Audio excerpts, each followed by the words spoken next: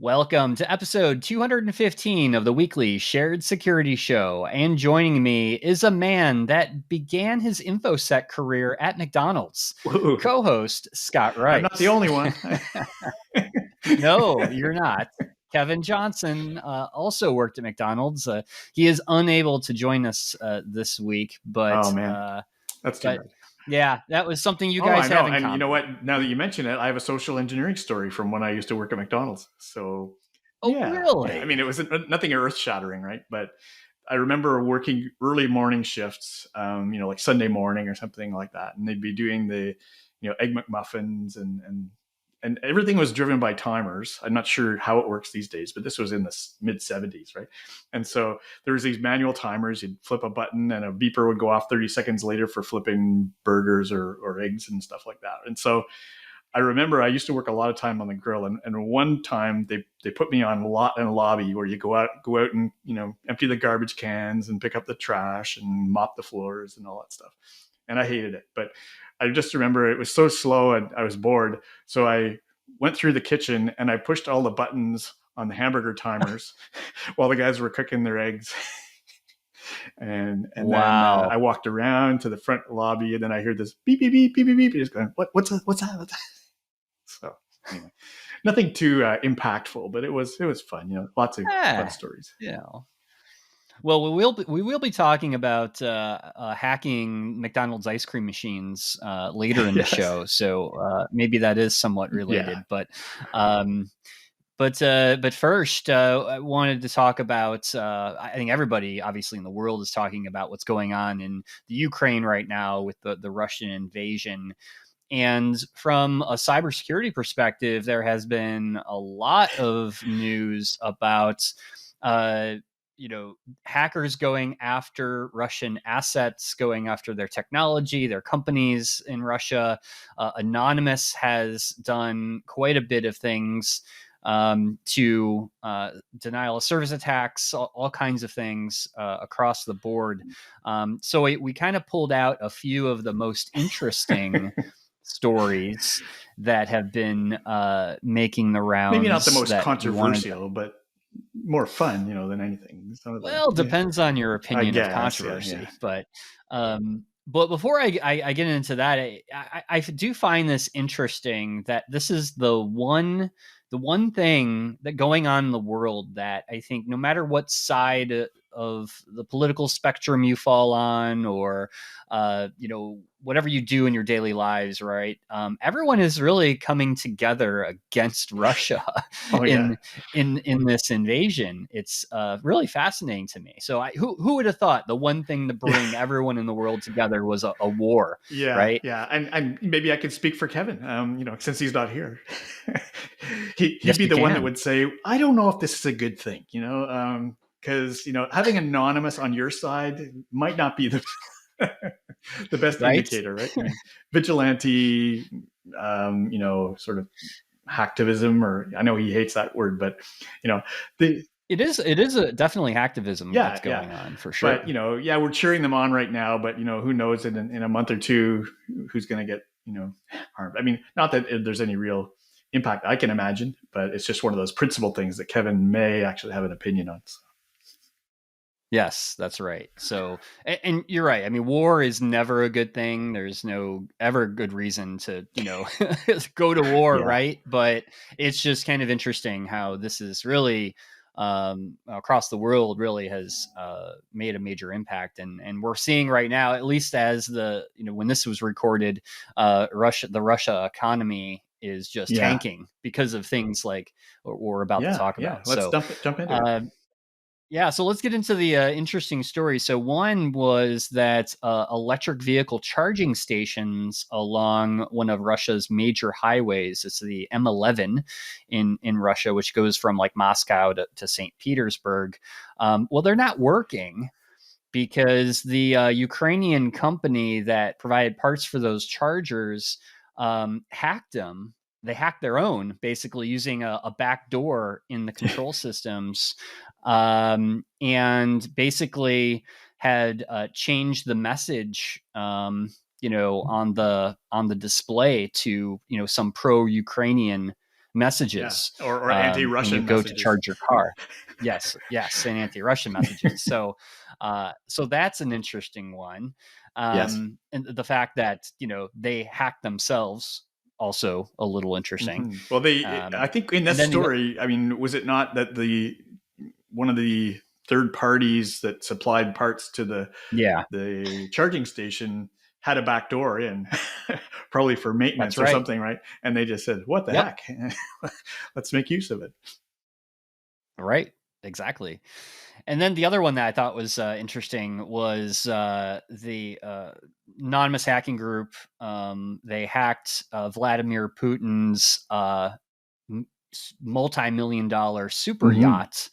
And they actually made it look like it had crashed into Snake Island. So that is that island that you've probably seen in the news, where those 13 Ukrainian soldiers basically told the Russian warship to F off. And then we never heard from them again, but hopefully they're okay. Yeah. Yes. Yeah. Yes, that's right. Supposedly they're still alive. That's the latest I've heard on that. But they changed the name of the ship. So you know how like ships and airplanes have identification numbers. They changed it to FCKPTN, which if you spell that out, I won't mention it on the show since this you don't want to get hit with. I don't want to get the explicit tag on here, especially on YouTube. Yeah. But and then changing its destination to hell. That's hilarious. Oh man. Which was funny. So it's funny. Yeah. So those are some of the most interesting ones going on, but there's also been other things. So Anonymous has claimed that they have shut down the Russian space agency. They said they've successfully breached over 300 Russian websites, and then offering troops over $53,000 to give up their tanks, Russian tanks. So that's funny. Paid out in Bitcoin. Wow, that's hilarious. Yeah. But I wanted to just make a comment on the space agency thing. A question comes to mind. So what happens to the astronauts in the ISS? That is interesting because, I think Russia right now is basically saying they're done with supporting the space station. They're just done with everything space related because of the war and what the West is doing. I think I'd be a little worried if I was up there. Am I ever going to get home? Who's gonna take me back? But I think people like Elon Musk and SpaceX, I think I've seen some tweets by them saying that they would take care of the space station, right, and the astronauts there. I think there's a bit of a time, I'm not too worried.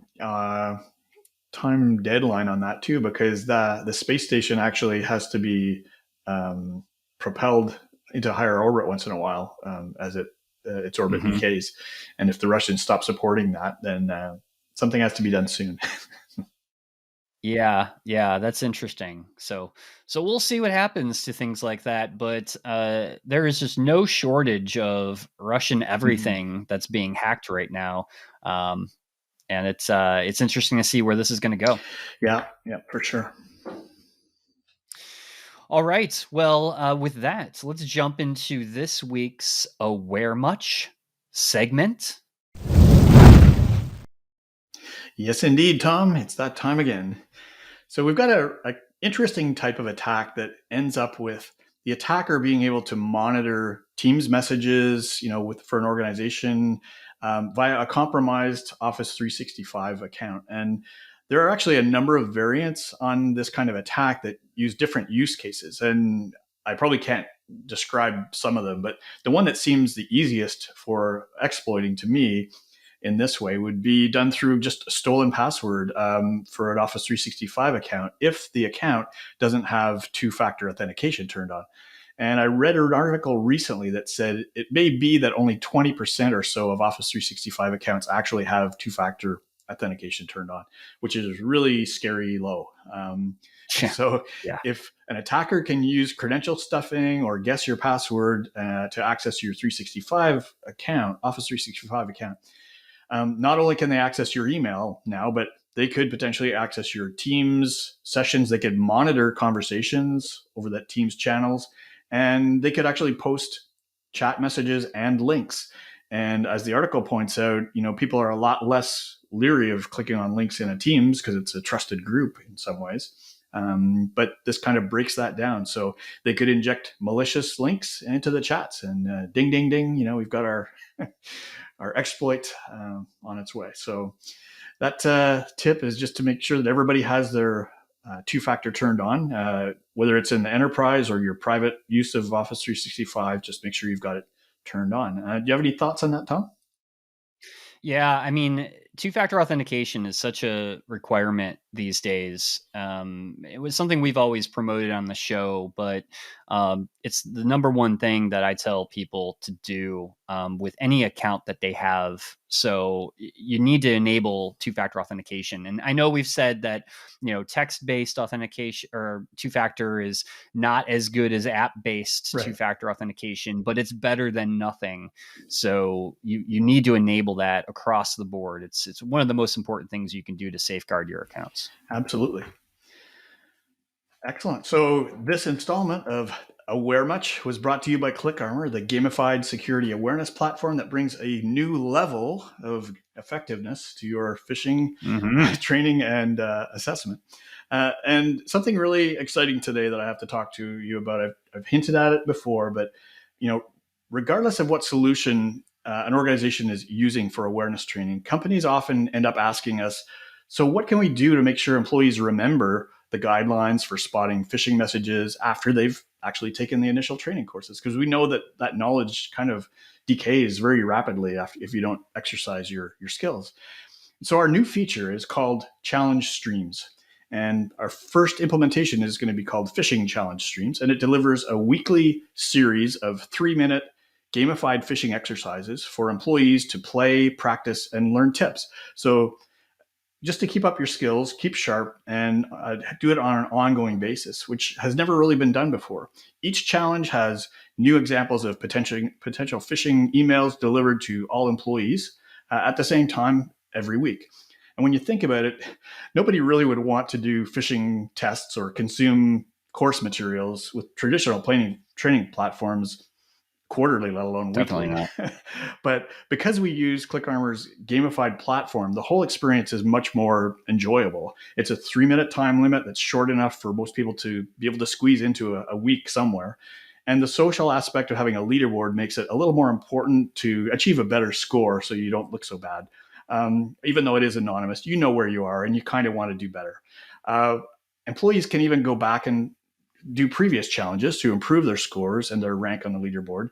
And we can accumulate streaks of completed challenges. So you finish one challenge before the next one comes out, you get a little streak. And it's fun, but really for a serious purpose that drives assurance and risk management.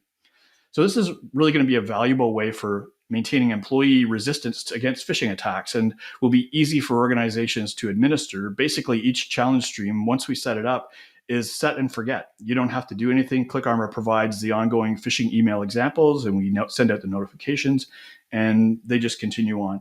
And so it makes it really easy to deploy. Some organizations will hopefully start questioning, what the role of their mock phishing simulations is within the program, because you can't really do them that often, and it's really kind of unreliable data, causes end user backlash, a lot of different things I've talked about in my webinars before. So we think this is going to be a much more inclusive solution with a positive impact on culture that really provides better value with less hassles. So visit clickarmor.ca and learn about phishing challenge streams. And we will talk to you then when we get a chance to connect. What does it mean to go off the grid? Well, for most of us that are constantly relying on our phones, tablets, and laptops, it means shutting them off and doing some other activity like enjoying nature or spending time with friends and family. Now, you're probably a lot like me and struggle with turning off or putting down that smartphone because we always feel the need to be constantly connected. Listen, it's hard to go off the grid, but the good news is that there are products that can help. So that's why I recommend using a silent Faraday bag, which can instantly block all wireless signals, quickly taking you off the grid and giving you back control of your wireless devices. Check out their full product line at slnt.com. And because you listen to this podcast, make sure you use discount code SHAREDSECURITY at checkout to receive 10% off your order.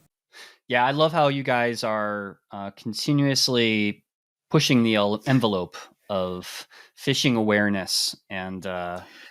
Yeah, I mean, there's so much we can do. We've got a whole lot of ideas and things on our roadmap, and just love to start making progress with this next week. Actually, we're launching this, so it'll be available as soon as you get this message. It'll be basically available. So we're looking forward to hearing from people and getting their feedback on it. Very cool. So, so our last story of the week, I did want to start with just kind of a scenario for all of you listening or watching this show on YouTube. But have you ever been to a McDonald's and you wanted to get some ice cream? And have you noticed that, the ice cream machine was down? Because this is a very common occurrence across the United States, where the majority, not the majority, but many, let's just say many of the ice cream machines are just not working or they're malfunctioned. And so there's a very interesting story about how ice cream machine hackers, now the term hacker, in this context, we'll maybe explain what that means in a minute. But it's a little misleading, but yeah, a little bit. But they are suing McDonald's for $900 million in damages to their business. That's a lot of money, first of all. Yep. But this is so this company called Kitsch. They make a phone-sized gadget that basically attaches to the ice cream machines at McDonald's franchises. So the franchise owners can purchase these, they can put them on the machine. And basically what it does is it monitors kind of the status through, an app, right, that the owner can have about the status of their ice cream machine and what's wrong with it. Monitors kind of the internals of it. And it really helps the business owner, understand what's wrong with it, because these machines, for some reason, keep failing for various reasons. And there's actually a lot of conspiracy theories around the reasons why that Taylor is the company that owns these machines that they sell to McDonald's franchises.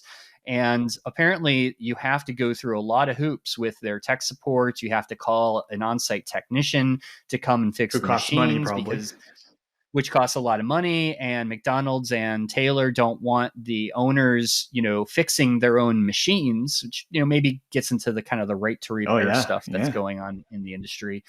And there's actually a fascinating video on YouTube, which we'll have linked in the show notes, about an investigative reporter that did a ton of research about why these machines keep failing and why they're always broken. In fact, there's a website that you can go to see in real time these devices, these Kitsch devices that are monitoring across the whole United States all of these ice cream machines. It's called mcbroken.com.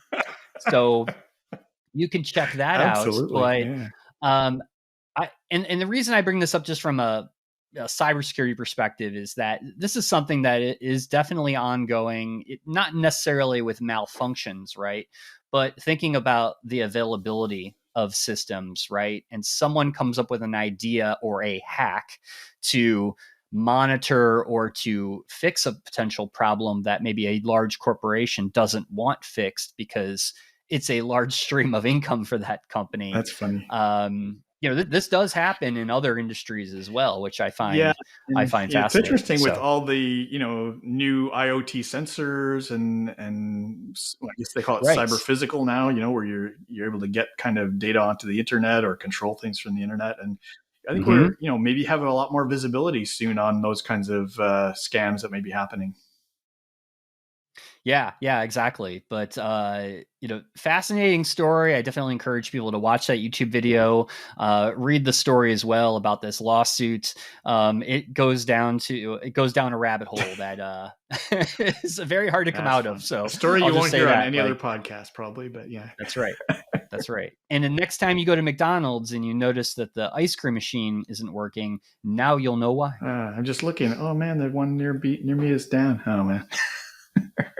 Yep. It's fascinating. Broken.com. All right. Nice. All right. Well, that is all we have for this week. So hopefully we have Kevin back for next week to provide his always colorful commentary. And maybe he'll he has shared McDonald's stories actually. Oh yeah, we've commiserated on I've still got more of them. We'll save them up, I'm sure you do. Anyone that's worked in fast food, I'm sure, has amazing stories. So, yep. All right. But until next week, we'll let everyone go. But thanks for listening, and talk to you all soon. Thanks. That's all for this week's show. Visit our website, sharedsecurity.net, for all previous episodes and to sign up for our email newsletter.